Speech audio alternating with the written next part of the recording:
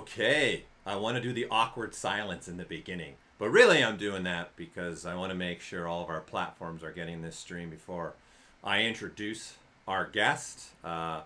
This is quite incredible and an honor for us at Pixologic, an honor for me to speak to our guest that we have here today. So again, I'm going to give a couple, seconds in the beginning here just for everyone to get on and get all of our streaming platforms some time to get motoring through here. Again, during our streams for ZBrush Live, first of all, thank you for joining. We're streaming across multiple platforms. So we will be streaming to our Twitch channel. We'll be streaming to our Facebook, our Mixer channel, our YouTube channel, and of course, this will be going to our ZBrushLive.com page as well. So I really want to thank everybody for tuning in. It looks like I've got streams going on all of our platforms. So welcome. And by all means, definitely people as we go, have the chat going through here. I'll be trying to take questions as we go through here. So thanks for coming. But now's the time for me to introduce our amazing guest for this ZBrush Live podcast. It's really a great honor for us to have Todd McFarlane here with us live. So this is an opportunity for you all to even throw questions up as we go along here, and we'll do our best to get them to Todd as much as we can. He's also can see the chat coming through as well. So by all means, feel free to chat away, chat it up in here by all means. I'm just going to type in hello for everyone here. Okay, so again, Todd McFarlane, I'm sure for those of you tuning in probably know exactly who he is. Famously, definitely well known for his involvement with the Incredible Hulk, the Amazing Spider-Man, not to forget also the first issue of Spider-Man in 1990, all the way back to working on Coyote at Marvel, working on obviously what you guys can see right now, Spawn, definitely his own creation, which is exciting. We're going to be talking a lot about Spawn in this podcast. So I just want to thank Todd for taking time out of his day to be with us and to be a part of our stream here. So Todd, thanks for coming on with us here. Sure, thanks for giving me the time today. Appreciate it.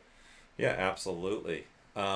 So we're going to be going through a lot of things in this stream with him and I. It's going to be a fun, casual conversation with a mixture of many other things as well.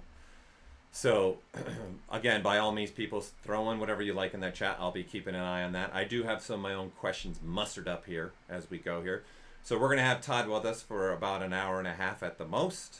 So this is the opportunity for you guys to throw away. And we're going to be sharing quite a bit with you guys. So Todd, I reached out to you because you and your team, you guys have been working on some stuff. And obviously you have a toy background, but obviously one of the big things that we reached out to you about is your Kickstarter for the new Spawn figure that you're doing. So what brought this on to you wanting to revisit this figure within your toy line and do a reversion of him for 2020? Well, if we just want to talk business mixed in with the creative, I've been in the toy business over 25 years. We've sold to the big stores, right? Walmart, Target, Kmart, Toys R Us, everybody, right? We've sold to what I would call sort of the next level of stores, Hot Topics and Virgin Records and KB Toys and GameStop, some of the ones that are current here, as well as all the comic book shops. We've sold to Amazon, which is a .com, our own .com, a couple others. I just never done a crowdfunding, right? And so I was curious. We've been talking about it, and I decided we're not going to know whether crowdfunding has a relevancy to our personal business unless we go and do it, collect the data, and then basically do an autopsy about it. So we just, I've been in business for 30 years. You should never lose your curiosity and wanting to learn. And sometimes the data says that it doesn't work, right? And you just move on. But you experiment. You constantly experiment, and then you see what the pros and the cons are of all of it. So. Right. And you started the toy line in 1994, correct? That's when you started doing all the toys. Yeah. Yes. It was a big fluke. Our first San Diego, or our first toy fair, which is where you go to every February and you show everybody all your new products. Right. You know, if you take like the big Fortune 500 companies, like, you know, for example, Hasbro and Mattel, they would have a whole building in New York, like 12 stories high. The whole building, and it would be filled with toys from top to bottom. Obviously, you know, bikes in one, girls' product in another, boys in another, Nerf guns in another, whatever it was. The entire building. Same with Mattel. We were across the street from those two big giants in one building. It was only 4 stories high. We were on one floor in one office. And that one office was divided into about 25 booths. We were one of the 25 wedged. So my space was about 5 feet by 5 feet, right? Right. And I didn't even have a prototype. I didn't even have a prototype because I'd never done toys. Yeah. And what I had was a cardboard cutout. And at that time, the biggest toy buyer was Toys R Us. And like on day 3, the Toys R Us buyer comes in and everybody, like, there's a hush because it's like, oh my God, the Pope has arrived. and I wondered why it was so quiet. And I was around the corner because the guy had to like walk a track, right, if you will, on the carpet. And so I came around the corner and I saw him walking. And if he passed you, just like the Pope, that means he's not going to anoint you today, right? Right. So everybody who passed, you could just see as he walked by behind them, were going like, oh, dough, dough, dough. And then he came around the corner and then he stopped right in front of my booth. Now, this is where I tell people, like, if you're going to have any success in life, like, dumb luck has to be on your side a couple times during the equation. Sure. Here's where the dumb luck was.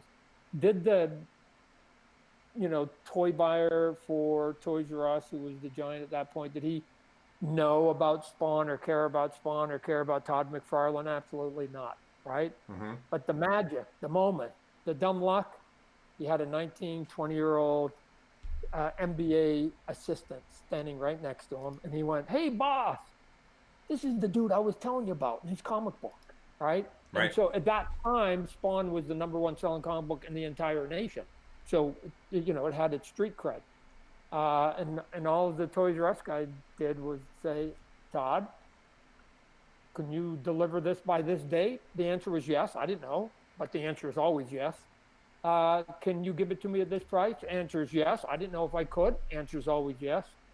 And then he goes, okay, if you can do that, I'll put you store-wide. Now, like, people don't understand how big of a moment that is because, hey, I didn't even have a prototype. I'm going store-wide as the biggest tour guy. Yeah. And then you get to use that because then you go into Walmart and you say, hey, Walmart, who were soon to be the giants of toys, but not at that time. And I said, hey, your competitor, the guy that's bigger than you right now in terms of volume, they're going store-wide with my product. I don't know if you want it. And so then Walmart didn't care about Todd or Spawn or anything. And then they just went, what? My competitor got it? I'll take it. Oh, yeah. And then you just start, and then it starts trickling. And next thing you know, I'm in all these big giant stores, and I'm sure not one of them even knew what a Spawn was or a prawn or a spam or whatever they called it. They just knew that, like, that 19-year-old assistant said, hey, you should check this one out. So I should have got his name because I basically owe my entire toy career to him for that one comment. How long was Spawn the actual issue? What issue were you on when this happened with all the I would have maybe... It was early, right? Oh, yeah. We started Image Comics, a bunch of us left Marvel comic books. Yeah. And we started our own company that is, at that point, was the third largest, and 25, 30 years later is the third largest still, behind Marvel and DC. That we started in 92, so that would have been a year and a half later. So I was probably up to only maybe issue 15 or something. Yeah. Right? It was pretty early. Again, we're over 300 issues of Spawn, so that's how early in the game we were. Right, and you sold the first issue, right? 1.7 million issues. The first. Right, which was a record. Right, Still that's is a a record. And then you just Yeah. broke the record in issue 300 and 301, right, for Guinness World Record for having the most thought up your own character, right? So those are two different records. One was the most sales for a single issue Yeah. for an independent comic book. Independent, yeah. On number one, the Guinness record that we just got the big plaque for was the longest running independent / creator owned book ever at 301 issues. There was another title years ago that ended at 300. We've got 301 that's owned by its own creator, right? I mean, I made sure that they used the word creator owned, because independent, you can still be owned by a sort of a big conglomerate. Yeah. Even though you're an independent. Yeah.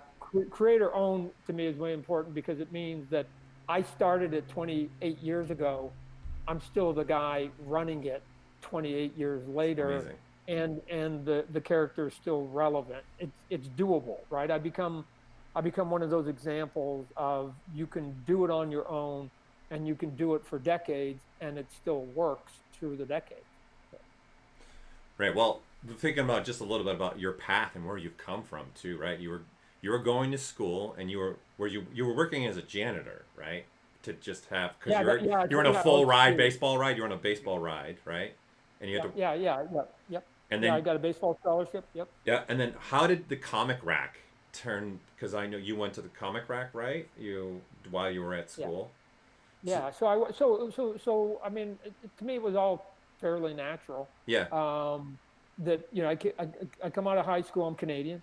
Right. Calgary, right? Calgary, Alberta, Yeah. right? And so there's no schools with baseball up in Canada. You got to come down to America. Yeah. I came down to America to play ball, but in the fall, when you had some time off, I was working part-time at a comic store, comic rack, which was in Spokane, Washington. The school I went to was just outside of Spokane in the state of Washington. And then as part of my scholarship, they said, hey, if you want to work, you can get paid.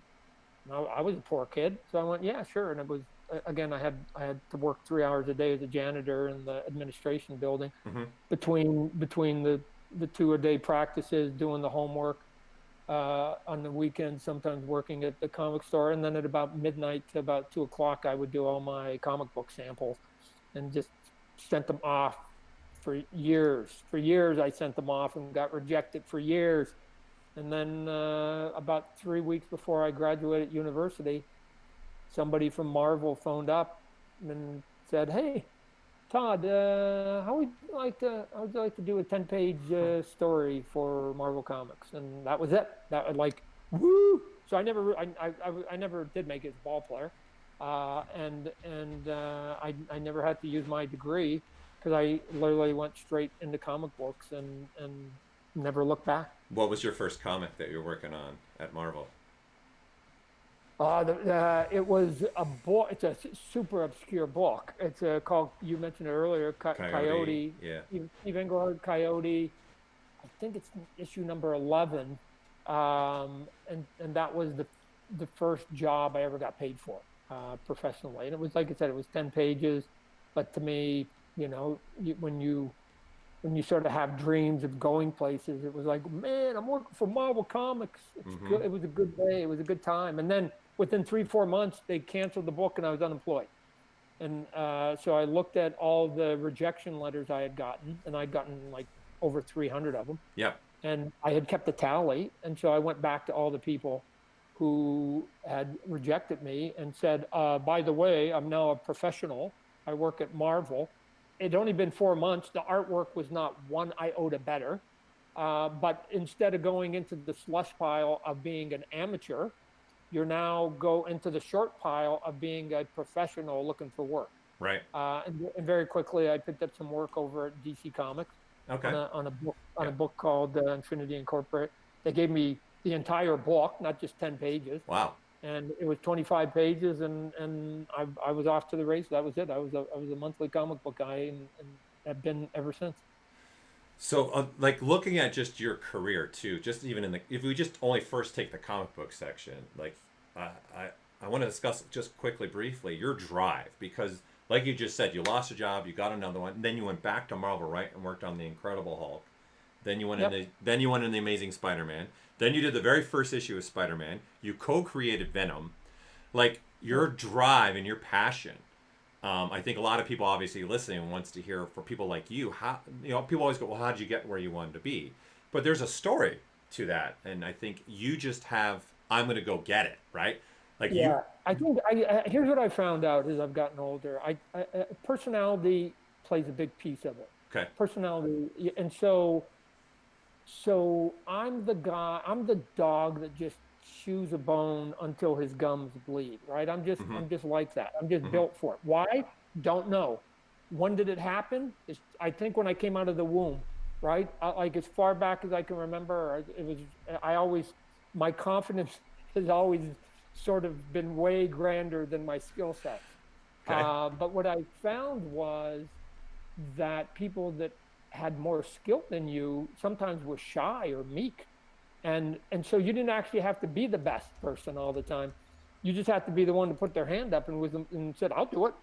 Shoot, I'll do it. Yeah, you'll have to work 20 hours in a row. I'll do it, right? So again, a lot of my buddies who had baseball scholarships, they didn't want to take that 3-hour janitor job. It was too beneath them. I was like, I'll do it. And that was required, right? You had to, based upon your scholarship, you had to take a job too? No, you didn't. True? They offered they offered it to you. Oh, okay. But it was an extra $200 a month. Well, there you go. Woo, yeah. That was a king's ransom to me. Yeah. So I said no. So to me, sending off samples for years and getting literally hundreds of rejections, where most people will say, and I've had a lot of people come up to me at conventions say, I sent something in, or I sent my resume in, and I don't care what the occupation is, and I got a couple of rejections, and now I'm sort of down on my luck. I used to actually, at the beginning, carry a bag full of those rejections.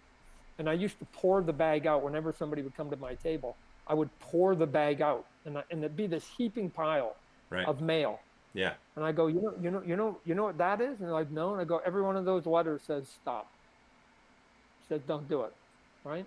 So you got two choices. Now, at some point, you have to be realistic. Sure. Because if you've been trying to be an opera singer for 20 years and you can't really sing, at some point there's a fine line between tenacity and delusion, right? Yeah. So you need a couple close friends to just say, Todd, but to me, this was just drawing, and I knew my drawing was getting better and better, and I just was determined, but all the way to the point that I got to the point where I created this character Spawn when I was a young kid, and I go, I'll just do my own comic book then. Like if they're not going to give me a job, I'll do my own comic book, right? So, but before I had to do any of that, I get the first phone call. I go get my first job. Look, when they give you the first job, they're not expecting you to basically bat cleanup and hit home runs. They're expecting you to basically just meet deadlines. That's all. That we live in a deadline business. So do a lot of sculptors. And if you can handle deadlines, sometimes that's 51% of the ask. Now the other piece of it, do you have the skills to go with it? And if you can then hone your skills and get better, which I was mediocre at best when I was a pro to start with. And then over time, they were paying me to do it 10 hours a day. So of course you're going to get better. And then now my skills were getting better and I could meet a deadline. That's a win. That's a huge win for any company that they go, wow, he's on time and he's good. Not bad. Right. The attitude got in the way a little bit later because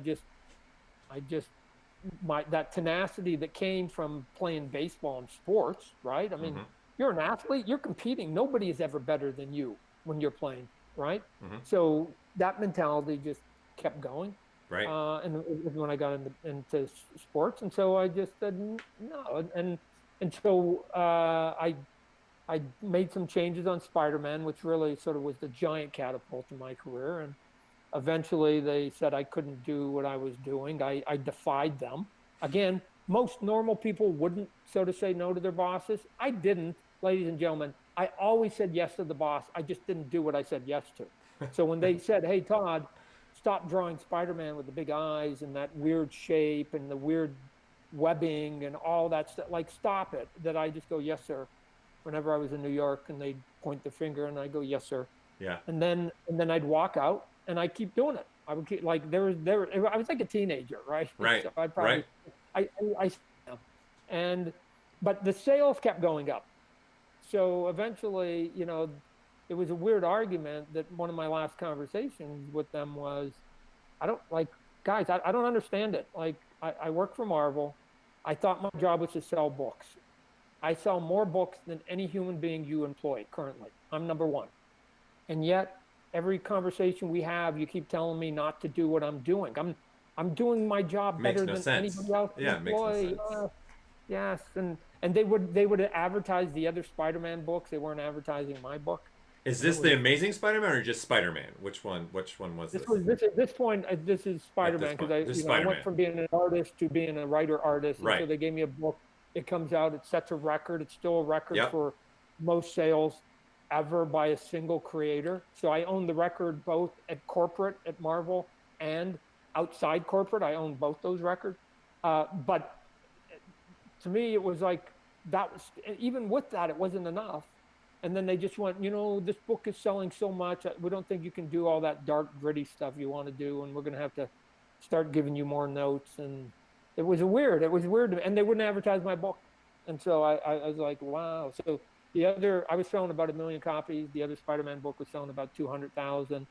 And so I had these weird conversations where I go, so you're saying, I just want to be clear, because I'm a Canadian kid, I'm a little goofy. If I lose 80% of the sales, if I can figure out how to lose 80% of your sales down to 200,000, then you will advertise me like you do the other books. Right. It's bizarre. It's bizarre. And then their answers were, wow, those books, aren't getting a fair shake. We got to advertise them and whatever else. And my attitude was, well, maybe that's right. Maybe they're hidden and nobody knows that they're out there. Well, but what about the other one? What if actually everybody knows that it exists? They just think it's a piece of shit and they're not buying it. Why can't that be the option? Like, sometimes the consumer votes with their dollars, right? So if something's not moving, it's because sometimes, matter of fact, most times, people don't want it. It's not because it's not advertised, because people don't want it. They don't want the square tire, right, for the car. You can advertise that all you want. They don't want a square tire. So anyways, eventually they wore me out. We started the new company in Image Comics, and that's where we then had to create our own characters. And I just picked up Spawn, the character I'd created when I was in high school, and said, hey, I know exactly what character I'm doing. It's the guy that I thought was the coolest when I was in high school, and I never gave it to Marvel, and I never gave it to DC. And we came out, like I said, set the record for sales, and we've been going ever since. That was in 1992. Wow. Is there any artist that really stuck out for you in your career that kind of inspired you? Like, before you became Todd McFarlane, that all of us know. What artist really stood out to you? Yeah. Well, for me personally, and some of these names, if you're not a comic geek, won't matter. But for me, the two big guys were John Byrne and George Perez. And then as I got sort of a longer career, I started to discover the old guard. The guys that I at first poo-pooed because they weren't cool enough, right? And then you begin to understand why they were so good. And some of it wasn't because their drawing style was sexy. It was because technically they were magnificent. Storytelling, they were magnificent. The way that they showed drama was magnificent. Their drawing style was a little crude, some of them, but all the rest of it that matters in comic books. And so one guy that I know at first I don't get it, was a guy named Jack Kirby. They called him Jack King Kirby. Yeah. And Jack King Kirby, embarrassingly at the beginning, I was like, what? I don't get him. I don't care about him. And then it became obvious why he was the king over time. That it had nothing to do with his drawing style. It had to do with how much energy he could put on a piece of paper every day of his life. And that in comic books, all we do, we're just doing big, giant Broadway plays. It's just big melodrama. And that matters, I think, way more than your actual drawing skills. That's awesome. I'm going to throw a couple people are throwing some questions. So just to answer a question that came through, they were asking where to buy your stuff. So obviously I'm showing why we're partly in this conversation is your remastered of your Spawn for 2020. So this is his Kickstarter that you guys want to jump on. And this is your only way to purchase this figurine at this time. That particular character, but all the other toys, literally since 94, 94, 95 when we sort of started going full boat. We've been selling. I mean, we sell to Target, we sell to Walmart, we sell to comic shops, we sell to GameStops. I mean, Amazon. I mean, we're the small little engine that can. We're small and arty, but we also sell to the big stores. So so one of the questions is how do you kind of put your work out there, especially for these pieces of work, which most of it's all done in ZBrush, right? So all your toy and collectible work here is being done in ZBrush. The toy sculpting. Yeah. It's all. We've now migrated to 100% digital. Maybe a little bit. We do a little bit of cleanup. When did that transition happen? When did that happen? When did that happen? Do you know? Like 94. You've been doing this since 94, so that's wax and clay. Yeah, right. So we started. Everything was in clay. Okay, right. So you're making a figure. Everything is in clay, 100%, top to bottom, just old school. You take a look at it, you take a picture, and you just start cutting clay, right? And then, as you know, then the internet and digital everything starts to come out of its infancy. Again, some of it was crude at the beginning. Some of it wasn't very intuitive. I would say that our first foray into it, probably most of the people who dabbled in it, because we probably had about 12, 14 sculptors and only about 3 or 4 started, right? Everybody else was afraid of technology. They were probably using like Maya to start with. Okay. Did a little bit of Mudbox. But once ZBrush came along and really started taking itself seriously and started doing and upgrading itself and making itself, I thought, the most friendly of all of those, right? That it was, if you were going to teach from the get-go, at some point ZBrush was the start there. It'd be easiest for you to learn. And there's something to be said about that, because not that I sculpt, but I obviously I draw digitally now, so I use Photoshop.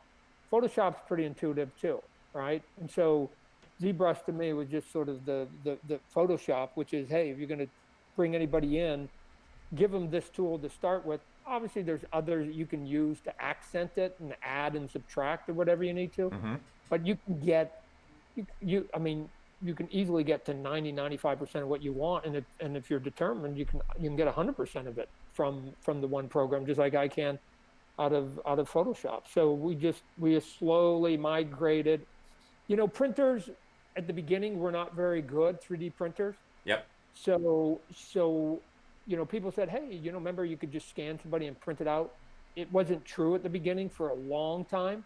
It was really soft. I mean, I don't know if you ever seen, it almost looked like a bar of soap that you used a couple times, and all of a sudden the Dove logo was a little bit washed out. So we had to go in.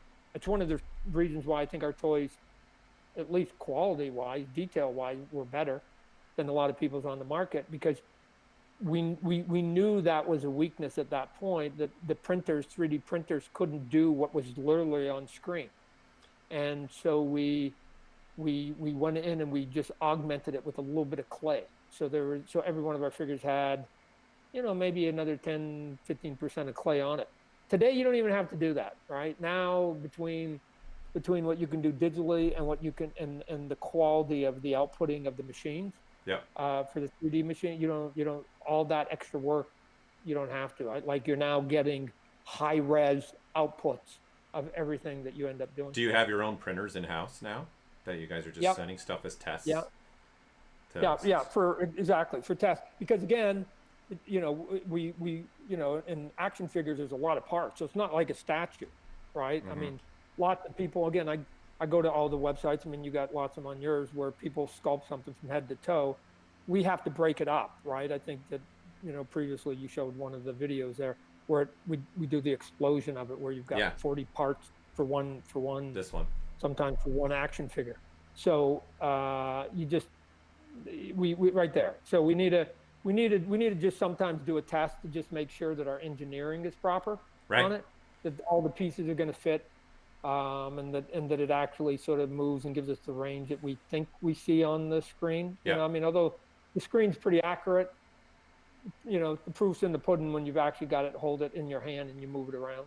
So yeah, you're just using ZBrush then to do the sculpts and then do some practice engineering stuff and sending it off to the printer. Is there one printer that you use? We sculpt it and then we have to cut it. Right? Yeah. So yeah. Which like we're seeing here right now. That's a whole nother skill set, because now you're doing engineering, and so as ZBrush and other programs, but ZBrush specifically, you can use it for engineering reasons, for high tech reasons, and then you can use it for just cool art, right? We dabble in both to make our end product. What printer do you have in house? Do you know? No, I don't. No. But they're pretty massive. Yeah. They're pretty massive. Oh, so probably like 3 of them. Okay, so it sounds like you probably have like something like a Connex or an Envision Tech or something like that, possibly. Yeah, because we've got some big pieces that we have to get out of them. You just gotta go, guys. Go print that. Let me see this. Go print it. Right. That's all you gotta worry right, about. But some of them, some of them takes a day and a half. Yeah. Right. Yeah. It's like this. It's not a fast output. So right. That's why we save some of our big stuff, and we just hit print on Friday, and then we come back and check it from time to time during the weekend, but hope it's ready by Monday. So let's talk a little about this process now for you, since you've got 3D printers that are way better than they were. You've got ZBrush stability. Yep. How you have 9 sculptors on your team, correct? Right. Yeah. Right. You got to do you got to do the count, right? To pretend that you're in the office. Do the count again. Yeah, they're about. Yeah, it's. I got my bullpen literally right outside my front door. Yep. So how are you using ZBrush then with this team that's sculpting for you? In what way are you going and giving critiques? And right now I have images up showing iterations of the actual Kickstarter spawn and sketches and things like that. So in what way are you using ZBrush in your pipeline to do critiques for you, since you don't actually sculpt inside of ZBrush? Yeah, so there's, I guess it depends on whether you're asking me personally or if you're asking how we use it corporately. So let's go personal first. All my, pardon me? I'll go personal first. Okay, well, I don't. I got to do my comic books, and I'm busy on that end. I haven't trained myself how to use ZBrush. What I've trained myself is to know what ZBrush can do. Right. So at some point, like if you're the owner of a NASCAR race team, right? You don't have to be the best driver. You don't have to be good in the pit crew. You don't even have to be one of the best engineers, but you have to have a knowledge of what you want out of all 3 of those categories, because you're the one that's basically putting your time and effort and money into it. So you need to know what to ask for out of everybody at each one of those levels. The same is true with sculpting. There's 2 things I deal with every day with my sculptors. Is one, just their skill set. Forget what tool they're using. Forget what program they're using. Right? That's just art at that point. Are you on a scale of 1 to 10? Are you a 3? Are you a 6? Are you a 9? Right? Again, as you know, all artists aren't created equal. Right? So what you try to do is try and see who the diamonds in the roughs are and who your star players are. And if I've got 9 sculptors and I was to put a batting order together, you've got a couple cleanup hitters and you've got some leadoff hitters and you've got some people that are batting 8th and 9th, but they're still good. Mm-hmm. So what I do is we talk about, like, we go over the drawings that you see, some of the stuff you're showing here. And then we just sort of talk about it 3D wise. Is any of this going to be a problem? And if it is, let's just sort of walk our way through it.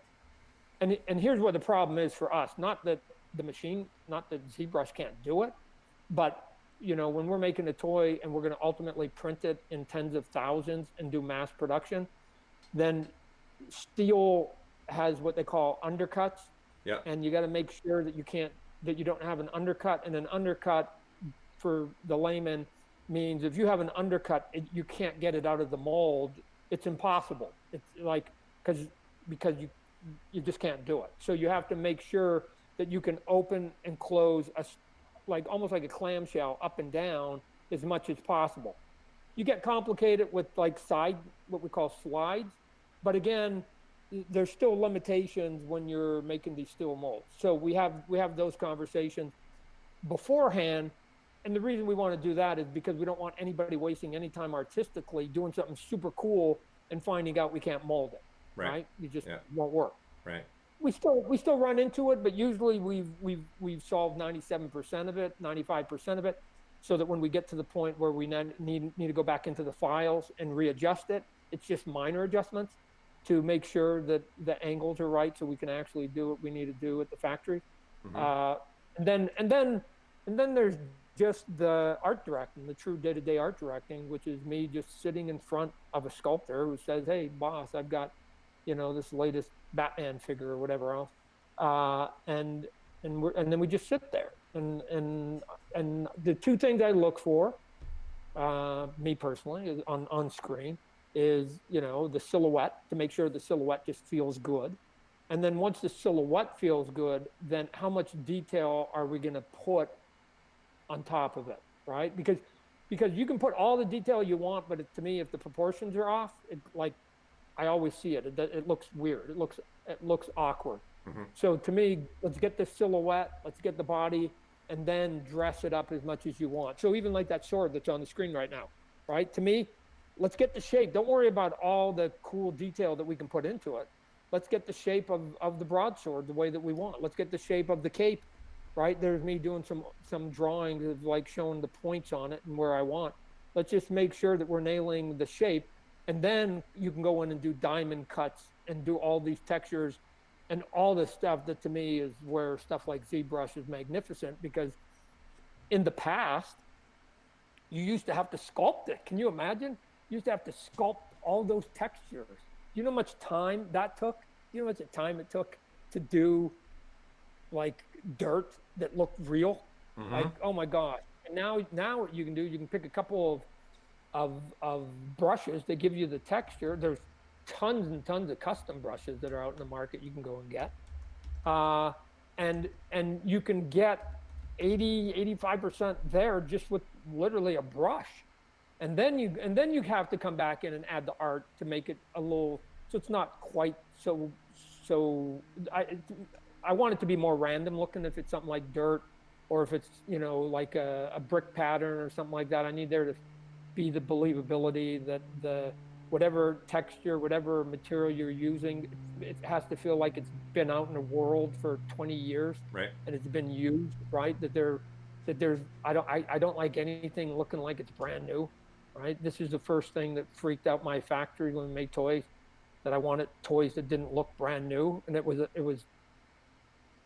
completely anti to what Hasbro and and Mattel had been beaten into them over the decades, because they were like, no, we're paying for a brand new toy. And I'm going, no, man, I want that guy in the armor to look like this is his 50th battle. I want him to look like Braveheart.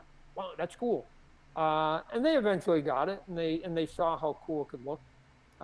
But again, that goes into paint at that point. But the paint is only as good as the textures that you give. Like even here, the Spawn, I don't know if you can see it, but we gave a texture to the cape, right? Yeah, when you say texture, for everyone in context, Todd, just so everyone knows, when you're saying texture, you're talking about the sculpted detail, not coloring texture. Yeah, sculpted detail. Yeah, some of the people might, or from CG world and texture, them might think they're thinking color. So I wanted to reiterate that. Yeah, I use that word because in the toy business they give us texture patterns. Yeah. And we can pull all of them. So it's basically the same thing in ZBrush.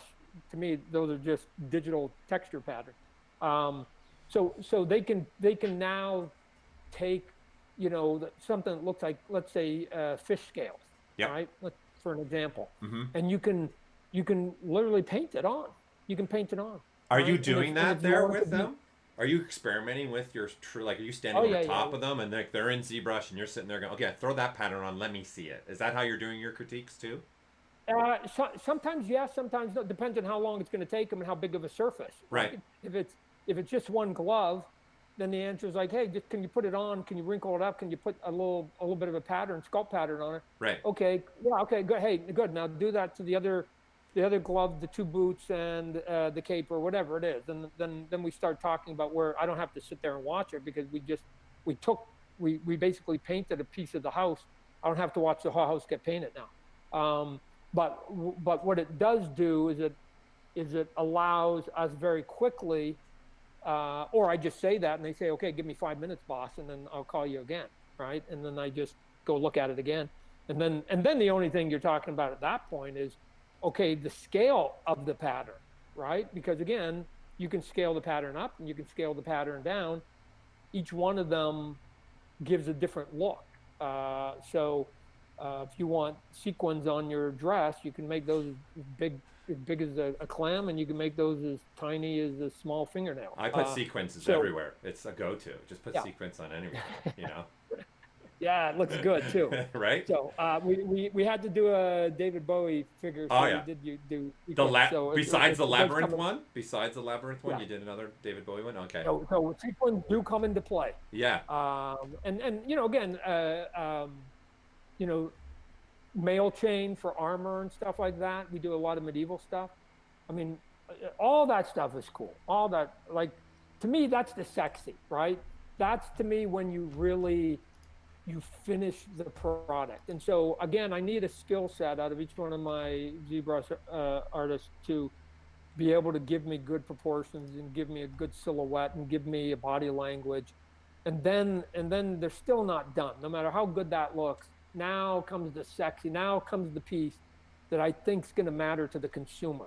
That you then add this other layer to it, which is all the fun stuff. Basically the stuff that I tell them, I want your toy to be so cool that even if you close your eyes, you should be able to rub your thumb across the figure and it should just feel really good, right? Because it's not just, some big smooth piece of plastic like a lot of toys. Right. Now, obviously, if we're doing something that's based on a prior existing property, then we're limited to what it is that character looks like and what kind of materials they have. But when we get to our own stuff, then I try to go as crazy as possible. Yeah, like the stuff I have up right now, obviously in your toy line, doing different IPs like The Walking Dead and Stranger Things. But even that, like even that one though, right? So you see the guy on the right there, you know, that he's got a shirt. I want the shirt to feel like that it's made out of cloth. I don't want it to feel like his skin that is his forearms, because it's just not true. So we will give a bit of sort of like an oil painting. When you get up close to it, you can see the burlap. Sure. If you will, you can see that grain. Yeah. Right?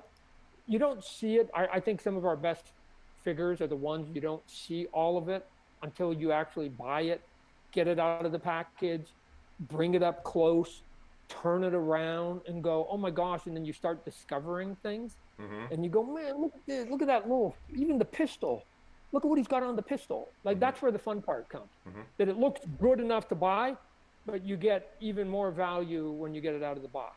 And we've done dozens and dozens of figures that I think fall into that category. So when you're working with the ZBrush artist and you're doing the critiques and stuff, someone was asking actually, is it a lot of, no, I want you to do it this way and then go, or do you find you're working with your artist and they're going, hey, I have this idea and I think this would be cool to do, and then you're just giving it the green light?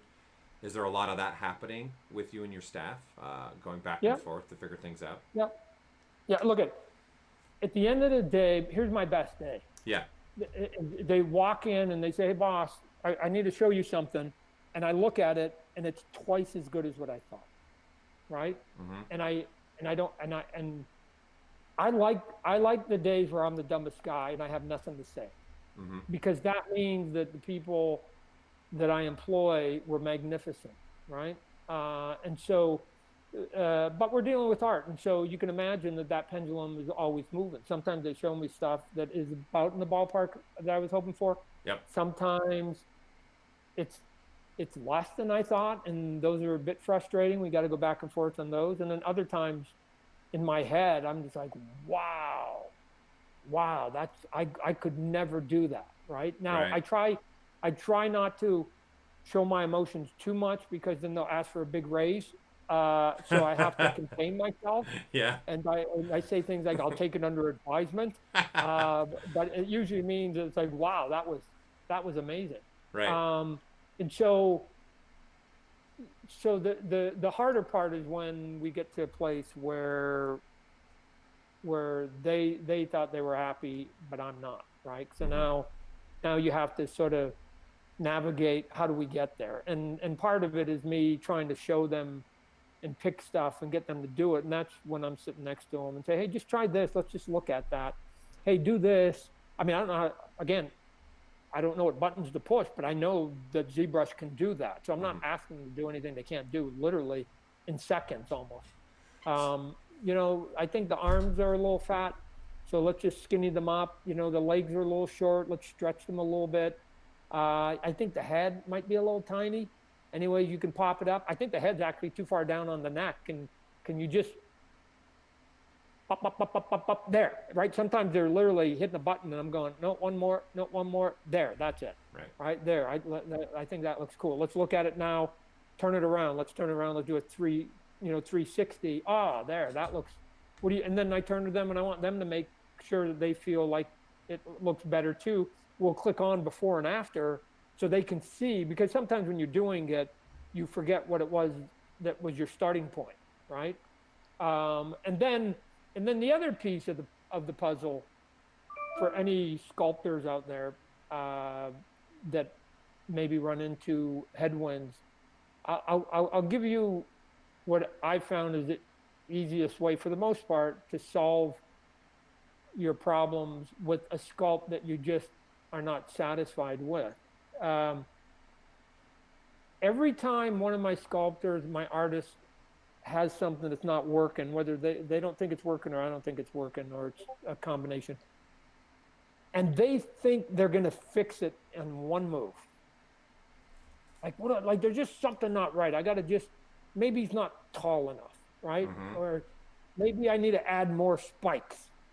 Maybe the cape's not big enough. Whatever it is, I don't care what it is. I don't care what you're doing with your sculpt. I think 95% of the time you're foolish to think you can get it in one move. So usually what's happening is that you know intuitively, you're looking at it with an artistic eye and you can just see it in a blink. Yeah. The moment you turn on your screen, you just see it. Right. But it's hard to sort of go, well, what is exactly? I found that instead of trying to say it's 20% deficient, let's make one move and make it 20% better, which is near impossible. What I do is I try to get them to find 7 places that they can improve 3%. And then what happens is if you improve the arm a little, and then you make the spikes a little longer, and then you just go, hey, let's just maybe add another row of chains, and then maybe lift up the head, and maybe make, the torso just a little bit skinny. Sometimes, the belt's a little bit high, so it makes it look like that the torso's short. So just move the belt down. I think the proportion is right. Just move the belt down. Right. It'll make the torso and all of a sudden you do these 7 moves and you get 3% of them. You got 20. You got your 21% upgrade, and you didn't have to torture yourself trying to find it from one sculpting, one software move that was somehow the magic bullet that you needed to get. And so that's usually how we problem solve. Yeah, it's like a waterfall, right? You see some little bits. This is like I tell my students: touch every bit of the sculpt before you worry about moving up in another level.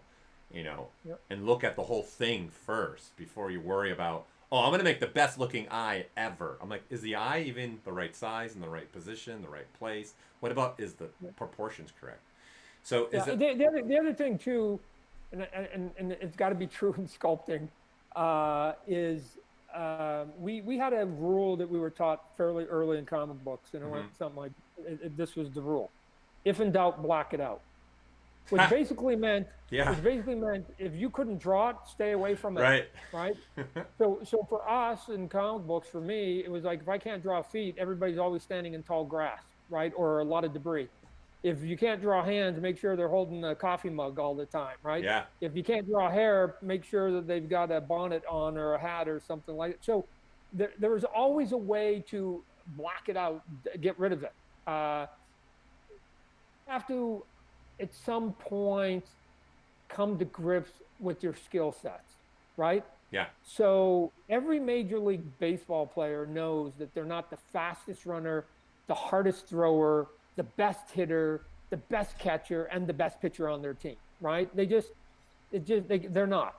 So rejoice in what you're good at. Find projects that are basically in tune with that. If you're not good at human anatomy, then be the best monster person that there is, right? If you're not good at monsters, then be the best weapons expert that there is, right? I mean, so and we used to do this. I used to have toys that would be touched by 10 sculptors. Some would basically do the naked body.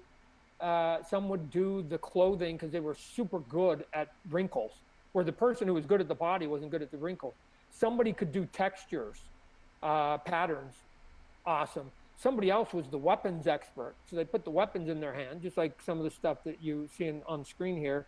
Like the person who did the weapons and the same person who sculpted the body. How many people people worked on him now? What'd you say? At least probably 6. Okay. For because even the original sculpt, which is a guy from Toronto, I thought the proportions were off just a little bit. Yeah. And so he took a second crack at it, and then at times, every sculptor, I'm the same way as an artist. We fall in love with our work, so you start trying to make adjustments, and they know it's wounding to them emotionally. It's just better to give it to somebody else who isn't invested in it, right? Mm-hmm. And I just say, hey, I need this done, and they just do it, right? It's a new eye too. It's a new eye on the project too. Yeah, right, and they know that whatever they're moving, they don't know whether the previous person worked on it for 10 minutes or 10 days. Right. Mm-hmm. So they don't. There's no loyalty to it, other than trying to come up with the best version they can, so that even the original sculptor of that spawn, that I had to make some adjustments in some places, radical adjustments. He was like, oh my God, that turned out super cool, right? So he was glad that he was able to get us, 75, 80% there with the body. And then we just finished it up in other ways without having to go back and forth. But like I said, if you stay to your skill, then just become an expert in that, right? Otherwise, there is a little bit of a chance of becoming a jack of all trade, master of none. And that, I'd rather have a career of saying, wow, he's the greatest dragon sculptor, can't do any humans worth heck, but he's the greatest dragon sculptor. I'd take that as a career. That's right. A career. That's an entire career. So, yeah. Yeah, I want to wrap up a couple questions that have been coming through. I'm going to try and put this in maybe one question or two. So you started obviously with a group, your own comic book line, and then you guys spawned with your second issue. If you look at today and the way today is with the internet and everything else, what would you say about starting your own comic book line now and toy line now? Would it be something you would jump into right now, looking at the way that today's markets are and how much is out there, or? And if so, what would take your approach? Here's what I'd say. It's doable. It's doable. Yeah. As a matter of fact, I'd encourage people to do it. Because and here's why I encourage you to do it. Because if you try it and it doesn't work, you're no worse off. You're in the exact same spot you are right now, right? I like, again, as somebody who has just got way too much confidence and delusional, that I just go, yeah, I can do anything. It's always amazing to me if people like go, well, yeah, I don't know. What if it doesn't work? If it doesn't work, you're in the exact same place, right? I encourage every one of my employees to ask me every single day that they are employed to ask me for a raise. I go, why? Because if you come in, if I pay you $40,000, you come in, you say, can I have a raise? I say, no, you're still making $40,000. There's no downside. Right. But one day, you maybe on the 100th time, you catch me on a soft day, or I'm busy, or I'm just aggravated, and I just go, yeah, fine, whatever. Fine, you can have your raise. Go talk to HR. Cracked them. Ooh, you did it, right? So you just wore me out or whatever. Like, so what? So you try, and it doesn't work. Here's what I know about true entrepreneurs. Let me just tell you this. True entrepreneurs, the last thing we think about is failing. It is the last, to a fault sometimes. The last thing we think about is failing. We always think we're going to succeed. So we just do it. And every now and then, one of us actually does succeed. A bunch of us don't because we were delusional. And then when it succeeds, it's magnificent because you got a small person who's not attached to a big giant conglomerate who has got a product that people now migrate to, and eventually, sometimes over the years, they become the new giant conglomerate. And then somebody else comes along and basically does the same thing. So you can do comic books, right? All you got to do, if you're a writer, find an artist. And if you're an artist, find a writer. Now, where do you find those? Well, it used to be easy. Go to a comic book convention. There's dozens of them in Artist Alley looking for the other pair, the other part of that two-part equation. For toys, are you kidding me? You know how much talent I see on the internet? Yeah. Sculpting wise. It's crazy. Woo. Yeah. Students. Just students. Yeah. It's obscenely good. Yeah. It's obscenely good. Where do you go to get your sculptors then? Where do you go to get your sculptors? Is it by word of mouth or do you go to websites? Yeah. We go to the websites. Yeah. Right. And the thing is, here's the upside about the internet, which I love, is that it opens it up to the world. So there's that kid in Korea. Yeah. That nobody ever knew about, that is just magnificent. And 10 years ago, 15, 20 years ago, he could never be discovered. She could never be discovered. Same with art. Same with comic book art. The same way. I just go, wow, the competition has now gotten big, ladies and gentlemen, because it's global. And anybody can post their artwork on these sites.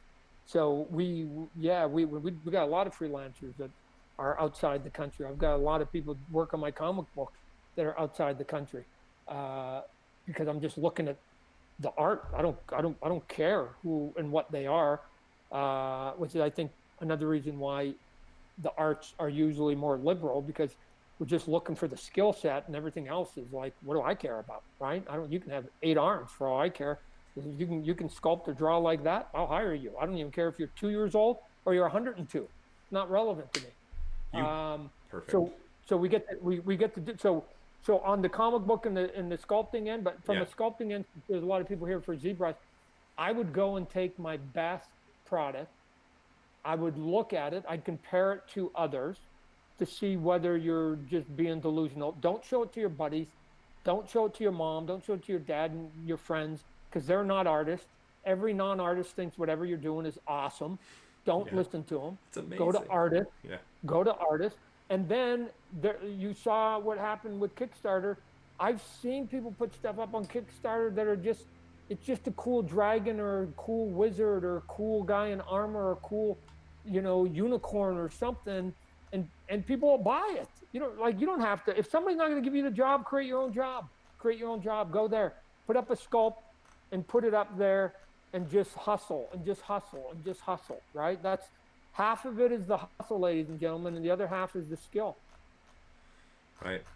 So your Kickstarter, obviously, how fast did you reach your goal? Again, you reached it in 11. What was it? Yeah, so we put it up. I'd never done a crowdfunding. Minutes? Yeah. So we put it up. I was going, hey, we get to 100,000, we can make this. Took 11 minutes. 11 minutes. Literally turned it on. It's just weird. It's like a slot machine in Vegas. Like you hit it, and just the numbers keep twirling, and you're going, wow. I remember it got to like 13,000 pretty quick, and I was like, oh my gosh, 13,000. And then I went down. My wife needed me for a second. Right. And I helped her with something on her computer, and I came up, and we were already past 100,000. Like I was like, what? And within a day and a half, we were at $1 million. That's amazing. Right, $1 million. I was going, what? Like 10 times. I thought, in all honesty, I thought the home run would be $500,000. I thought if we could do 5 times what the original goal was, I thought that would be it.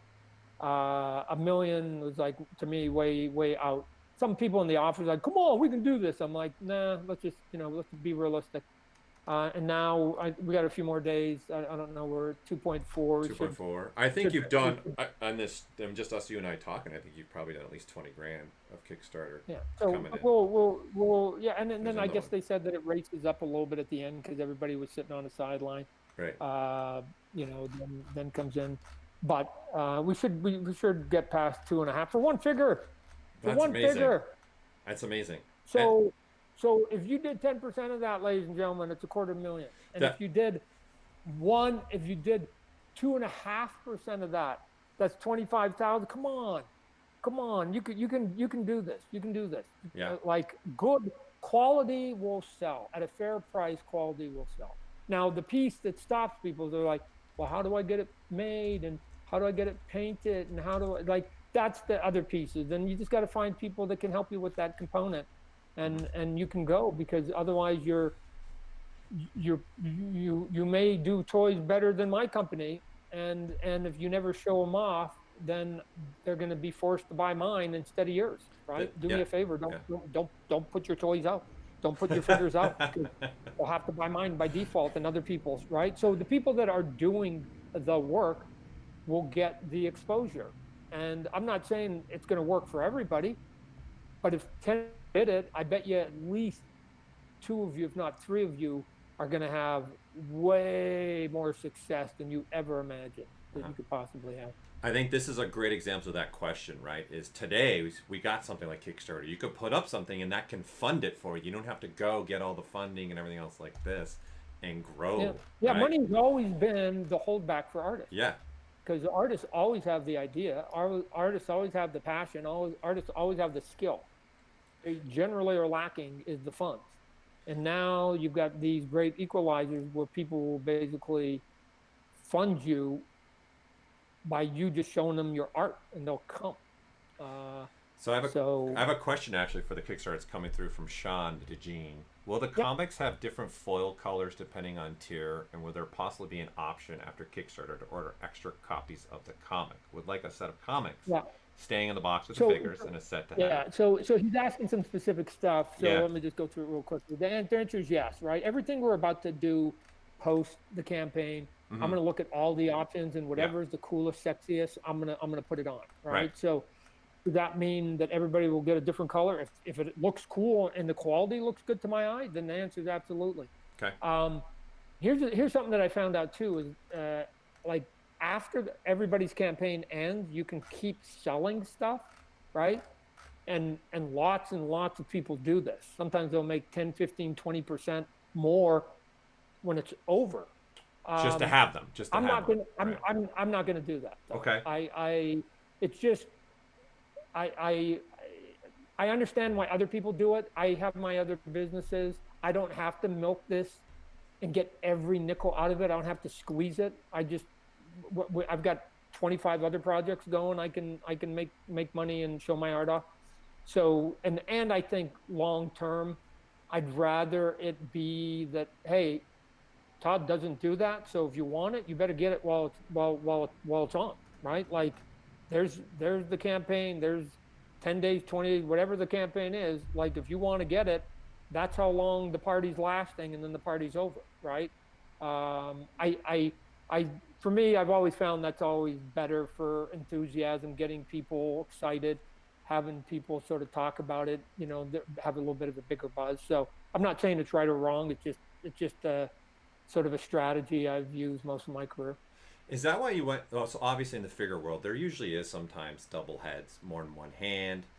So in the comic world, you have multiple different covers sometimes. Like you did it for some of your covers as well. Is that why you went with 3 different heads? Was to just make sure you're bringing all the life of Spawn into this one figure? Or was it like no? Actually, it's more simple than that. Yeah. I'd never done a crowdfunding, and then they're like, "So is it? What are your stretch goals?" New term to me. Oh, there you go. I go, what's a stretch goal? And they're like, well, if you get us to give you more money, then you give us more stuff. Now, I went at it differently, and I stopped using the word stretch goal because I didn't like it. Yeah. I don't want people to give me more money. What I wanted to do was to give them something because they gave me enough money, right? Like, you guys have given me plenty. You deserve some extra stuff, right? And you can see 2.4. Remember, it was supposed to be 100,000. We've gone sort of way overboard. Right. So what I was doing was I was saying, hey, I was looking at what other people had done and or what the fans wanted.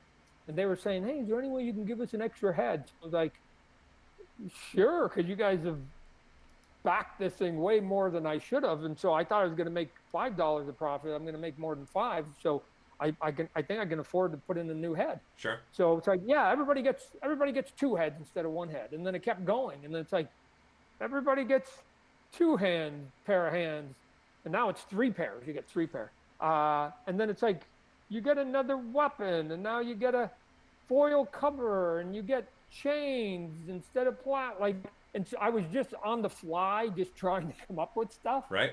I talked to Kickstarter actually today, and I said, hey, what, do you have any pointers or whatever else?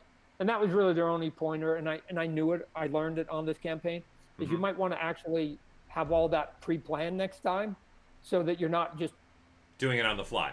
You got it ready making to go. it up and hoping you can afford to do it or whatever. Like, go, hey, okay, but actually have these goals in which you've done the economics that you actually can do it, instead of going, I hope I can still do it. But anyways, it was a learning experience. Still a couple of days left. I think there's 3 days left for it.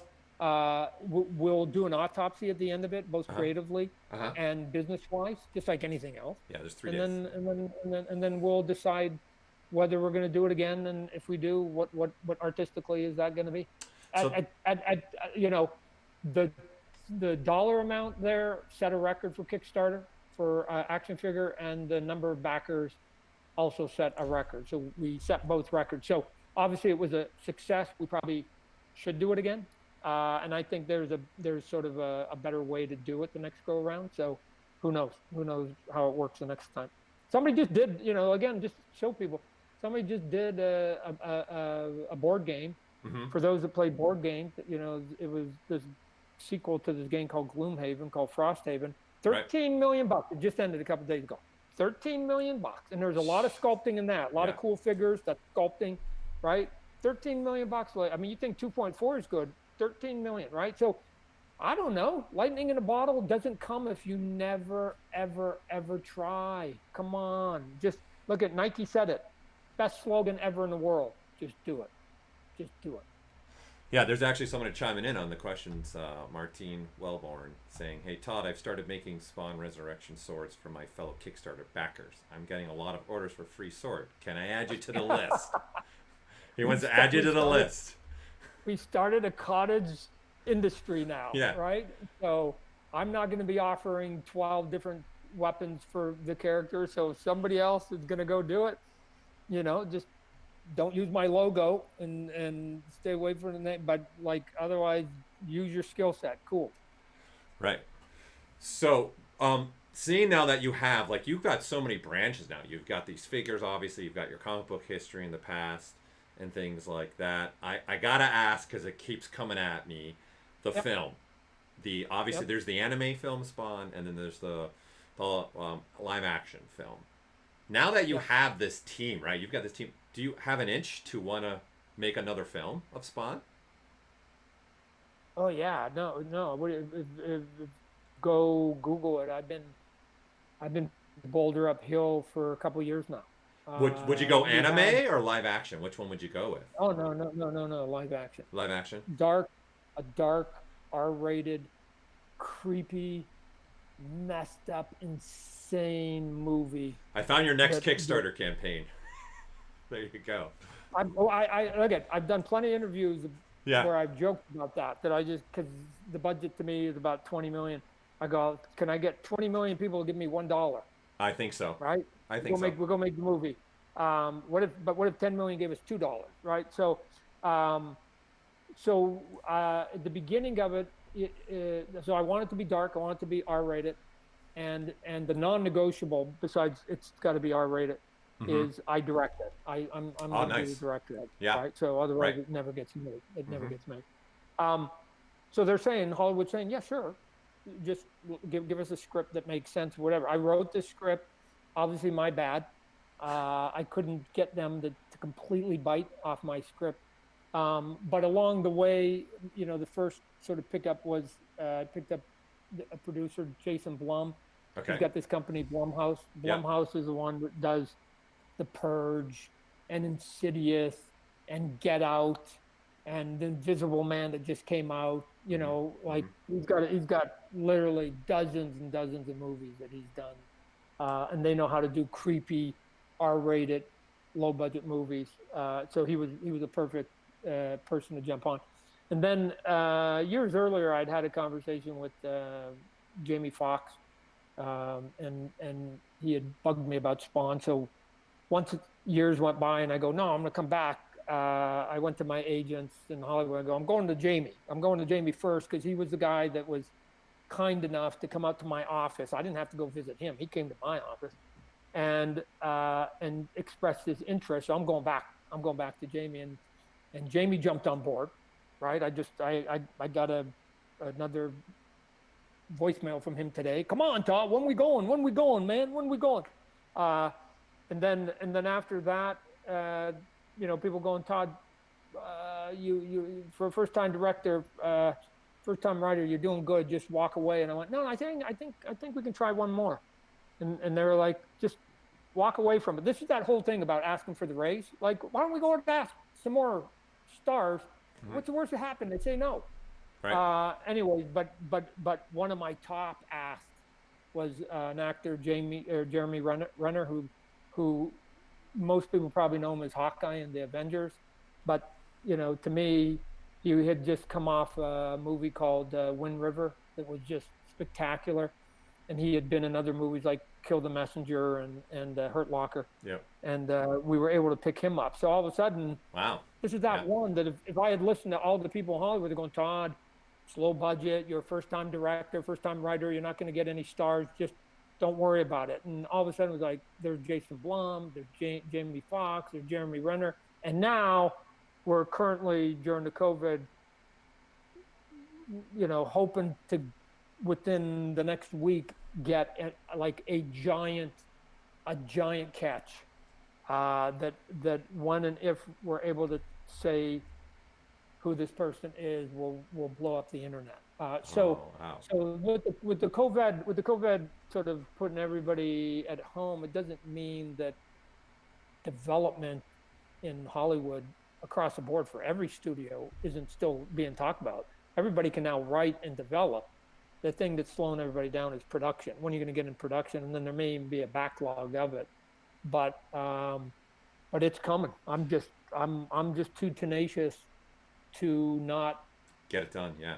Hold it all done with top flight talent to the point that, I'm going to be like the dummy because I'm going to have all this skill around me. I'm going to have all these all-stars around me, and they're going to make me look good every single day. And if you've got skilled people around you, I mean, you can do it because, like, look at a film. If anybody's ever seen the film A Star Is Born that just came out. Yeah. Bradley Cooper directed it. Mm-hmm. Right. So. And learn how to sing and play the guitar for it too, and everything. Yeah. So people go, "What? Bradley Cooper? He's an actor. What are you talking about?" Like, so Bradley Cooper was smart enough to put some skilled people around him, mm-hmm. and that movie looks magnificent. Yeah. I mean, you look at the way it's shot. But I also know who the camera, what they call the cinematographer, director of photography was, and he was on my short list. And I went, oh, of course, it's one of those guys. There's like 7, 8 people that to me have the look in my head of what I want for my movie. And I'm gonna go get one of those too. And like they're all award winners too. So everybody in the circle are gonna all be award winners except for me, except for I'll have a comic book awards, I guess. And we'll pull it off. But the thing is, what's interesting is that people are like, oh my God, Todd, you're so lucky and stuff. Like, it took me 30 years to be able to ask with a straight face, I'm going to direct this, otherwise you don't get the property, and mm-hmm. them say, okay, and it has to be a low enough budget because they're not going to let me direct an $80 million budget movie, nor would I. If I were the CEO, I wouldn't do it either. Right. So we have to make it so that the risk is so little that the people putting the money in, because you're not asking for an insignificant amount of money, that they'll say, I think we can get it back. And it not because of Todd, but because the Spawn character had a movie 20 years ago that opened up to 20 million that would be like 38 million in today's dollars. And you got Jamie, and you've got Jeremy, and you've got Jason, and potentially this other giant catch. Like, awesome. Okay, yeah. we'll bet on them. We're not betting on Todd directing. We're bet on them. Right. And everybody that he's basically smart enough to put on the basketball court. I'm just going to be the smart coach. I'm just going to be. I keep saying I'm just going to be Phil Jackson, and I'm going to have all my Scottie Pippens and my Michael Jordans out there, and my Dennis Rodmans, and I'm just going to go, just put that ball in that hoop. If you need me, I'll be over here with the clipboard. I'll be the guy that's not sweating. You've been watching The Last Dance, huh? You've been watching The Last Dance? That documentary? No, actually No? I haven't. But Oh, you should watch that. But again, somebody was smart enough to put the right people in the right places, and then you get a championship, Right. Yeah. and then everybody gets a ring, and it all looks the same. My mom could have coached that team, I think, and won at least 3 rings, right? Because there was the pieces were right. At some point, once somebody was smart enough to assemble them and train them, then it was a little bit on autopilot, right? All of us could have been the coach, and they still would have probably won. So, not to diminish what Phil did, but that's it. So my job is to make everybody make me look good every single day of my life. So I know we're running out of time. We've got a little bit of time left, but back to the film. Obviously, I'm assuming you're going to do, when this film happens, you're going to do all the figures yourself out of your department, your team. Do you have also like a little bit of an itch to want to do some of the prop stuff that's going to be on camera in film, or are you just going to say, like you've been saying, find the right people, put in the right positions, and let's just go to a company that does this and knows it really well? But is that it depends on what it is. Yeah. So it depends on. I probably am going to carve out a small piece for the people that already work for me, that already do this kind of stuff. Anyway, they're already on the payroll. They already do it. It's just now that cool looking gun, we just got to make it 3 feet big instead of 4 inches big, like we do for a toy. Right. So yes, right. And then it can also be non-artist stuff where if we need some accounting done, I got plenty of accountants too, right? So we'll take a look at it to see how it all ends up falling out. But I know that if I can involve a handful of the people at the office, it's always good for morale that everybody sort of gets to share in it a little bit, even if it's just because you're sitting next to one of the guys it is. And it's kind of cool, instead of it just being, it's just Todd doing it, right? We still got to do all this dirty work, and Todd gets all the glory. But yeah, the answer is yes. Yeah, I think you've already got a ton of people, obviously, with your Kickstarter doing with just the figure. Yeah, a lot of people would want to come see that movie for sure. And the names you've already got attached to it's amazing. So that'll be an awesome project. Well, there's my Kickstarter figure right there. Oh, nice. Is that the first one? Is that like the first one you guys did full everything? Yeah, that was the one before we cut it up. Awesome. Right. So here, and then standing next to him was the original, just so you can see sort of the scale difference. In scale and you got up close, you'd see again the skill set of the sculpting of it. Yep. Is much different. But again, you can see back there we've done all different kinds of different sizes. There's this is the original, the one in the package here with the comic book. So that's what we're mocking. We're heading towards with the Kickstarter is to try and basically do something that basically pays homage to the original, right? This is one of the original ones way back, done it all the way back from '94. And that's a comic book up there. So that's where they were talking about earlier about doing a foil cover. I'm going to be re-inking them and doing some new artwork for the comic book. It is. So it's all new content too for the figures, the comic books themselves. You're going to have all new content. The covers will be, not necessarily the inside. We're still deciding what we want to put in there, but the covers will, because as you mentioned earlier, we do variant covers sometimes, and people buy multiples of a book, or just for that one cover, depending on who the artist is or who the character is on it or whatever else. I mean, those are books. Like variant covers that we sell at San Diego and New York Comic Con and these types of shows. Those are anywhere between $20 to $25 a pop, right? This is what I keep saying to people. I go, look, if you buy the let's say the $80 figure or something like that. I just did a big, huge signing with comic books where you could get your things graded, and it was $50 for my autograph, whatever. So for $80, you get the $50 autograph. Then you get the comic book, which is $25. Like, especially now that I'm putting foil on it, for sure, $25. And then I'm putting all this extra packaging on it, right? Like not only does it come in the clamshell, but it comes in a big giant box with a slip cover. I mean, it's huge. The box is going to be huge. It's going to be super cool. And if you go to the Kickstarter, you can see all the videos. I show some of this stuff. So, and that packaging is like just like $8 or $10. So now you're going, okay, 50 for the autograph, 25 for the comic book, 75. You get the packaging. That's $85. And I can buy that level if you want the autograph for $80. So it's $5 cheaper than that. And if you do, I'll throw a free toy in with it. You can do the math, and essentially the toy's free, right? Because if I was to sell all that other stuff individually, it would cost you $85 without the toy. And so I'm giving you all of that, and I'm giving you the toy on top of it. Yeah. I don't know. There's I think people, once they see everything that's in that box, are going to go, wow, that's a lot of stuff, man. That's a lot of stuff. Has your team been experimenting with using ZBrush for comic book renders and looks, and you've been seeing that? I've seen it, and we've done it before. And here's how you do it. I mean, you know, there's a couple different ways you can do it. You can just take wireframes, and then you can pose wireframes, and then you can hit buttons and other software that basically tune it up, tune shade it, if you will, right? And then there's some that they basically make the model, and then they actually animate the model, and then they tune shade it. You can do both, and we've done it. I've done lots of issues that were done under that exact auspice.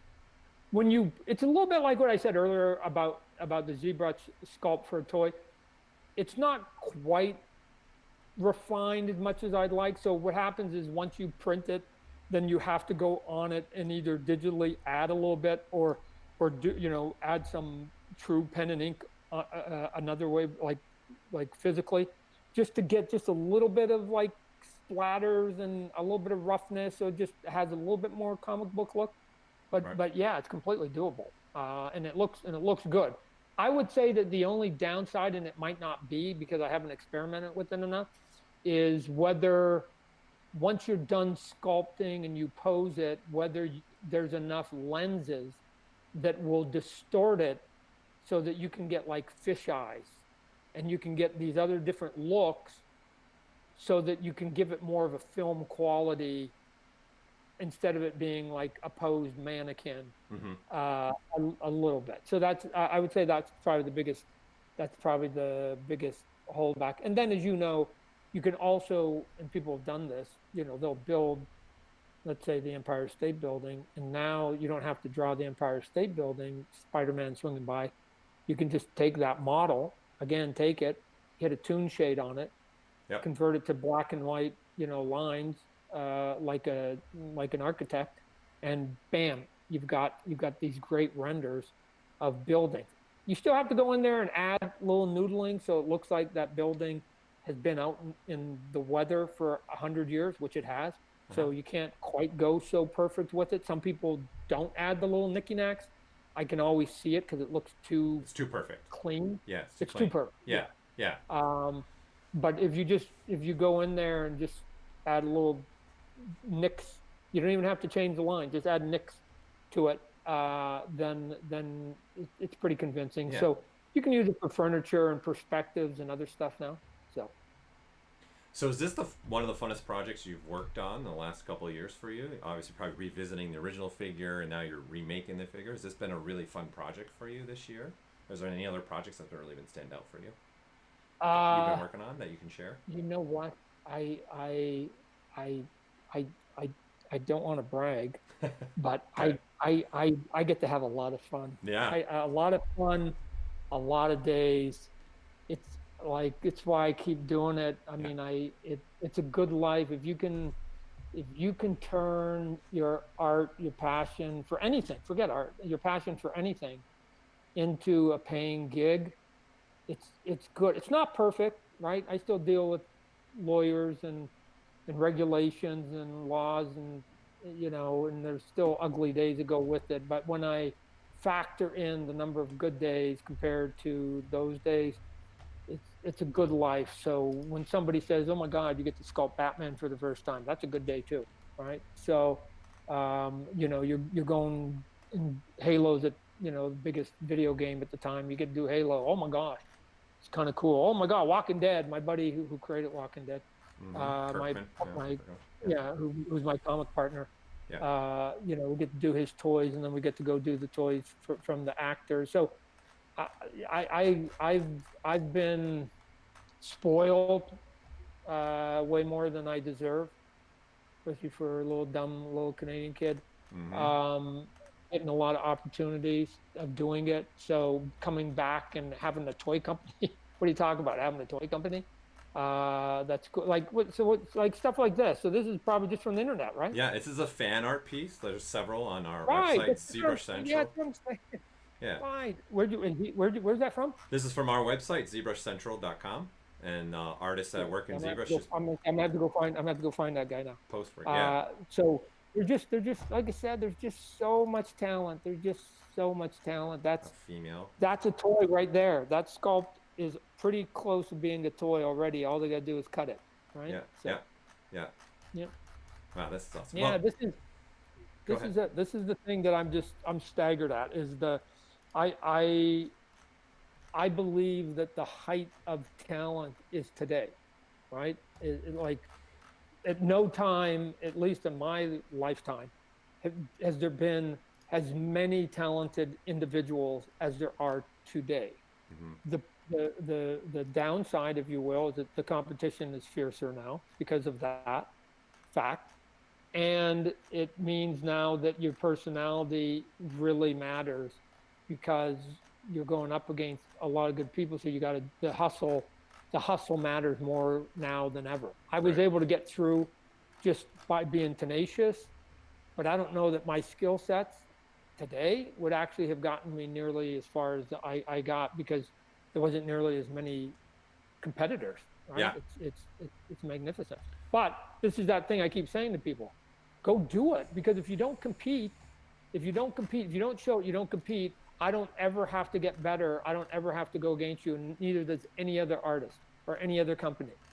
They can just basically go on autopilot because nobody's giving them a run for the money, right? The only constants in life, if you look at history, there's only two constants in life. One is we're all going to die. So let's just put that to the side because that's a given. The other one is change.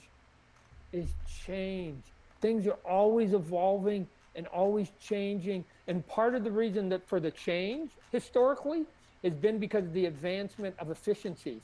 And in the last 100 years, the efficiencies have been because of, motorization and now digital, right? So there are tools here that kids can now use at 16 that you could never have imagined when I was 40, like ever having in my hand.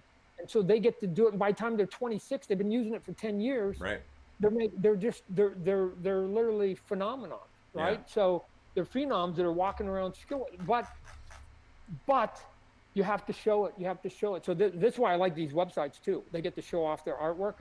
It's awesome, right? And now it's sometimes like I'm 80% of it. You should be basically posting your stuff everywhere, ladies and gentlemen. And then 20% of it is I should be going and looking for it, right? Well, be finding the people. Yeah, this is pretty much what you did when you're in the comic book world, right? You didn't have a website in the 80s, and you were just sending your work out as much as you can. That's what this is now for people, is a platform to do what you did, really. And I think this whole conversation with you is you went for it, and you just stuck with it, and you kept driving and going. You didn't let anybody push you back, and that's what made you what you are today, I think, and it's amazing. And the thing is, there's so many tutorials now. Right. There's so many people willing to teach and give their skills away for free of how they did it. Yeah. That you can learn, and if you're adept at it. And again, let me also say that again, skill comes in, right? Right? Going back to Michael Jordan, same basketball for him, same height for the net for him. Somehow those two tools work differently than me and my mom, right? So he used the tools differently. So, using a computer, using ZBrush, to me is still just pencil and paper, right? It doesn't, like, people go, oh, it's cheating. You can do this and you can do that. And it's like, and everybody who has ever said anything like that about Photoshop drawing or ZBrush or anything, the first thing I do when they make that complaint, I hand them the tool. I hand them the stylus, and I go, do a horse. If either, like, just because this thing can make somebody who knows how to do a horse better, but you don't even know how to do a horse. So it doesn't matter that it's got 50 things that will make the hair of the horse look better, easier. You don't even know what hair looks like on a horse.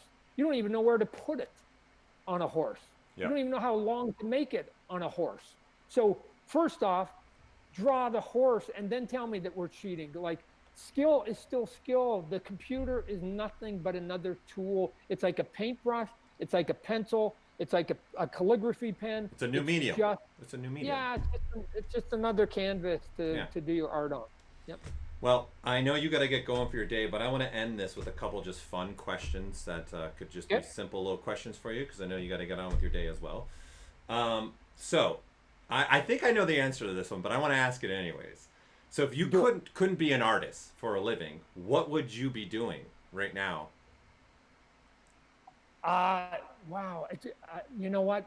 My college degree was, I was going to be a graphic designer. Yep. So it's still art. That's still art. I thought I was going to be the guy that was going to do the Michelin tire ads, right? I just went, that's okay. It's an honest living. Yeah. It puts money in your pocket, and it pays electricity bills. Yeah. So I was okay with being, I was going to be that guy, a graphic illustrator. You know, my art teachers at school, they hated that word. They hated the word illustrator. Oh, right? Really? They said, Todd, you know what an illustrator is? Going, yeah, I know what an illustrator is. I want to be an illustrator. So they're going, an illustrator is an artistic whore. You know what a whore is? And I'm like, yeah, I know what a whore is. Yeah. And they're like, if somebody comes into you and says, we need this for our ad, and we want it to look like this and this and this, and you will do it, and they put money on your table, and you just do whatever it is that they want you to do. That's an artistic whore. And I'm like, oh, so basically somebody who actually makes a living and can actually pay the bills, right? Mm-hmm. So, okay. Or I guess I could be like you and be an artiste, eat macaroni and cheese the rest of my life, have a 20-watt light bulb, and live in a 300 square foot studio apartment. You know what? I'll pimp myself out. There you go. I'll do the Michelin ads. So, but it ended up going in a different direction. So I really thought you were going to go baseball with that one, because with your show that you had on Major League Baseball too and all that, I thought you were going to go the baseball route on that one. Wow, I would. I'm just, that would be true delusion though. Well, you could have been a scout. If you ask me what I'd like to do and what I could have done, those are two different answers. Sure. Those are two different answers. Okay, so here's a fun one at you. If you could be any cartoon character, who would you be and why? I would be Bugs Bunny. Really? Why Bugs Bunny? Because Bugs Bunny seems to be fearless and doesn't care. He just is Bugs, and it doesn't bother him. It doesn't bother him what anybody thinks about him. So he's cool as a cucumber. I'm not, but I can patently say I don't really care about other people's opinion for the most part. Because if I did, I wouldn't have made all the changes that led to my career if I did. You have to, at some point, turn a blind eye to what everybody else wants and entertain yourself. Yep. And if you entertain yourself, you're going to do good work. If you do good work, you cross your fingers and hope that other people like that good work. Mm-hmm. And then all of a sudden you get a following. But if you're not enjoying what you're doing yourself personally, it's just going to be work instead of a joy. So all the changes I made on Spider-Man that catapulted me in my career, all those changes that they wagged the finger at me, said stop it. It was because I was locked in a room for 12 hours a day. As an illustrator, it's a lonely job, right? I mean, a lot of your sculptors here know what that means. You just sit by yourself with your own thoughts all day long, being a novelist all day long, right? Yeah. So if you're not enjoying what is in front of you, whether you're writing it, drawing it, or sculpting it, then it's drudgery, and I couldn't see doing it. So I just was entertaining Todd, and luckily what entertained Todd was also entertaining the masses, right? Why can't this be cooler? Why can't this be more fun? And people respond to sort of cool and fun and detail and quality. They respond to it the same way. I'm not unique in what I wanted out of products, and so I just delivered what I thought somebody else should have. I don't know why somebody didn't do it before me. Right. So here's another one for you. We've talked a lot about your career, and it's been amazing listening to how you've progressed over the years too. And then obviously the upcoming film sounds amazing. Is there anything on your bucket list still right now that you want to make sure you want to land within the next couple of years and do, besides the film and other things? There's something else that pops out yeah, for so you? the film's a big one because again, the question is, Todd, you ever done a full feature film? No. Are you afraid? No. Should you be afraid? Probably, but I won't. So, and the follow-up question is, will you direct again? I don't know. Wait till I'm done with my first one. Right. I'll tell you whether it was drudgery or I enjoyed it and it was fun. And then depending on what I determine there, will I do that again because it's just another way to do art. Bucket-wise, probably the only thing, and it's just a personal thing. Yeah. I'd like to see a rhinoceros in the wild.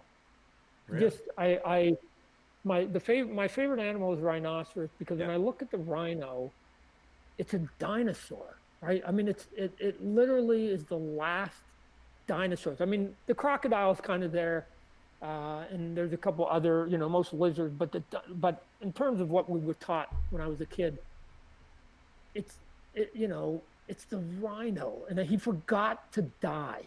Or either that, or he was just too stubborn, and he lived to tell about it. He didn't fall into the tar pits like all his buddies. He just kept going, and so it's a shame that we're trying to extinct that animal because it's endured all of what the earth is thrown at it. So I just would like to go. There's one, not behind bars at a zoo, which I've seen, but there's one just in the wild going at free. it. Yeah. Just free. Just it's alive and it's just ancient. It could only tell us the stories, right? So. All right. So you can't pick any of your work. What is the number one influential comic book for you? Like, what is the one comic book that you're like, this is like, it's a whole nother level. Is there one comic book that stands out for you? I have to, if I had to go to Desert Island, I was limited. Yeah. Wow, you put me on the spot because Yeah. I had like a collection of 25,000. But Wow. just quickly. You can name a couple to make it easy if it makes it easy. I'll give you a couple. There Yeah. was a couple issues that John Byrne and Terry Austin did on the Uncanny X-Men with Chris Claremont, the writer, that were staggering. Like the Return of Phoenix was staggering. And then there was this cool annual. They used to do annuals at Marvel and DC. Right. And there was the Avengers annual. I don't even know which one it was. And the cover was done by Al Milgrom, so it doesn't do it justice. But inside, the book was done by Michael Golden. Okay. And it is. Every time I see it, I buy it because I can't get enough of it. And every page, no matter how many times I've looked at that book, again, I was talking to you about toys and discovering them after you get them out of the package. There's still something that puts me in wonder. I'm amazed. I'm amazed at what that book did for 35 awesome. Pages. It's right. Staggeringly good. Avengers, and the cover's got like 4 panels on it, so it's not even a striking cover. It's really sort of an odd cover. But anyways, if anybody ever sees that book, I recommend taking a look at it because it's spectacular. All right, so last question. This is another one a little bit to that. What is one of your all-time favorite movies for you that you just watch over and over and over and over again? Braveheart. They shall die my lives. Do you paint up too when you're going to watch it? No, there's a couple great moments in it. The ending's great, right? Freedom. Yeah. Right. Freedom. Mm-hmm. I think we've distorted that word a little bit. I think we've got too much greedom right now. but that he was outmanned. They had the horses, they had the cavalry, and he still said, well, we got two choices. Makes sense. We either die trying or we don't. We don't try. This is going back to Nike, right? And again, because he has that line that he goes, I know that it seems like we're outmanned, which we are, but you can either stand here and die today, or you can lay on your bed a coward and remember that you could have done something. Like you're never going to change anything for your children if you don't make the effort. And sometimes in that case, the sacrifice was their life. And then the scene where they start charging and they start going into slow motion. And he's like, hold. Oh, yeah. I love that scene. Hold. And because, again, you have to let go of your fear at some point and just go with your convictions. Yeah. And you can hold your fear for a little bit, but at some point you got to let it go. And the thing is too, that you've got like love in there, you've got betrayal, because there's traitors on his side. So it shows all the 7 deadly sins on humanity, of how what we do to each other, both on a glorious good way and how we try to dominate each other and make people others. But that's a whole nother show you and I can go into. Yeah. So, name's Todd, only rhymes with God, but I'd change a few things. Sure. If and one of them, here's one. Yeah. I'm not religious, but if you guys are talking and praying to your God, you can ask about this one. Oh no, we lost you, I think. We lose you right at that audio, I think. Or is it me? Is everyone still able to hear me just fine? I think we actually just lost Todd right at the end. I think we lost him. Well, we were ending that. So I want to thank Todd for being a part of this. Yeah, I think we just lost Todd. Something happened there. So, Todd, that was amazing. Thank you for being a part of this. Again, people, for those that aren't sure, did we get you back, Todd? This Kickstarter obviously is ending in 3 days, which this Spawn figure was originally created in ZBrush. So I put the link also in the chat for you all, but you guys can see the Kickstarter. You can do a Google search for what Todd's been doing. And of course, you guys were asking a lot of questions about his other work and other toys and figures. So you go to McFarlane.com. So I wanted to thank you all for tuning into this episode. Again, this is part of our ZBrush Live channel, as you can see here. You can go to ZBrushLive.com. There's a calendar here of upcoming events. Okay, so by all means, please, we still have 2 more streams today going on after this. So we got another stream at 4. That's why I'm going to have to get out of here. And then we got another one later on tonight. So for those also that have never heard of ZBrush or are interested in it, Pixologic.com would where you want to go. That's the name of the company. The software is called ZBrush. And you can find a lot of information out right here within the application. Okay, so I really want to thank, I wish Todd was here. Todd, if you're going to watch the end of it, thanks for being a part of this. I really appreciate you taking time out of your day to be a part of this with me. And for all of you sitting down watching, hopefully you had a lot of fun with me. I think what resonated with me, especially for Todd, is he just do what you want to do, and just make it happen for yourself. Oh, we got him back. Hold on, Todd. Let me fix this up for you. You're muted right now.